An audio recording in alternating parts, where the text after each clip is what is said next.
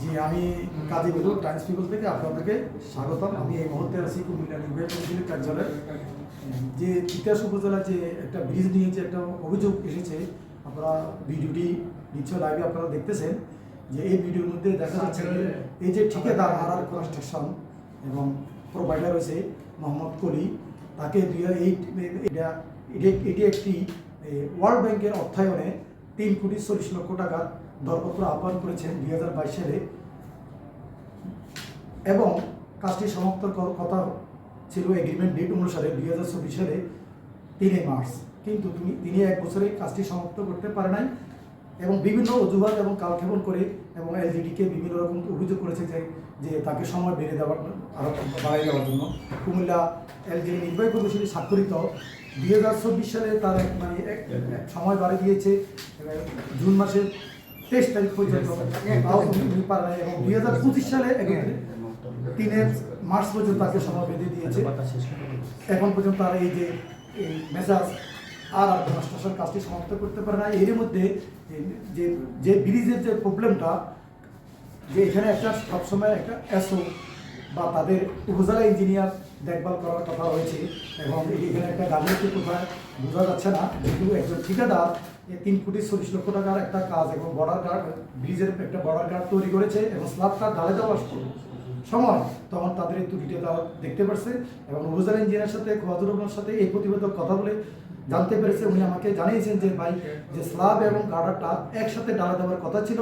এখানে ডিডি স্পষ্টভাবে বলা আছে কে কাজটি সমাপ্ত করা কীভাবে সমাপ্ত করবে, কীভাবে কাজ করবে, এবং ডিজাইনটা তারা অলরেডি স্টিমেটের মধ্যে বলা আছে, এবং স্ল্যাব এবং গার্ডার একসাথে ডালা দেওয়ার কথা। উনি আগে গার্ডারটা ডালা দিছে, এর পরবর্তীতে যখন স্ল্যাব ডালা দিতেছে তখন আমাদের টিম এখানে ত্রুটি দেখতে পাচ্ছে, দেখার কারণে কাজটি আমরা বন্ধ রেখেছি, এবং তারা ডালাই যে গার্ডারটা ডালাই এবং ভেঙে ফেলতেছে।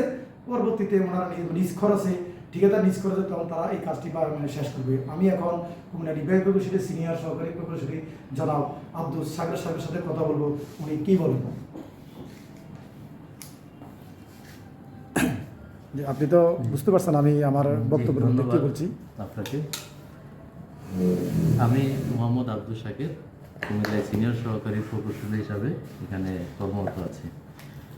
আমাদের এটা সাপোর্ট ফর ওয়ার্ল্ড ব্রিজের একটা প্রজেক্ট, এবং এই প্রজেক্টে অ্যাকচুয়ালি ওয়ার্ল্ড ব্যাংকের অর্থায়নে এবং আমাদের সরকারি অর্থায়নে যৌথভাবে এটা কার্যকর চলমান আছে। আমরা আসলে কুমিল্লায় বর্তমানে যেই কাজগুলো চলমান আছে, এই ক্ষেত্রে আমরা কোনোভাবেই আমাদের স্পেসিফিকেশন বা ডিজাইন অনুসারে কাজ করার ক্ষেত্রে যাতে কোনোভাবে আমরা যদি কাজ না হয় সেটা আমরা গ্রহণ করি না। এই ব্রিজ, তিতাসের যে ব্রিজটার কথা আপনি বলেছেন, সেই ব্রিজটা আসলে তার নিজস্ব ইঞ্জিনিয়ার ধরা আছে, এবং এলো যায় তার নিজস্ব ইঞ্জিনিয়ার এখানে প্রতিনিয়ত থাকার কথা। ওনারা আমাদেরকে না জানিয়ে তারা নিজস্বভাবে কাজটা করে ফেলেছে, এবং যেহেতু এটা আপনি নিজেই বলেছেন এটা আসলে একসাথে হওয়ার কথা ছিল, আর এটা একটা কাউন্টার ফোর্স বিম দ্বারা তৈরি একটু ব্যতিক্রম ডিজাইন, এবং যেহেতু ব্যতিক্রম ডিজাইন ওরা ফলো করে নাই এবং নিজস্বভাবে আমাদের কোনোভাবে ইনফরমেশন না দিয়ে ওনারা নিজেরা ঢালাই করেছে। সেই ক্ষেত্রে হলো যে গার্ডার ফল করেছে, এবং গার্ডার ফল করার কারণে আমরা তাদেরকে চিঠি দিয়েছি ডিজাইন এবং স্পেসিফিকেশন অনুসারে কাজ করার জন্য, অন্যথায় এটা ভেঙে ফেলার জন্য বলা হয়েছে। এবং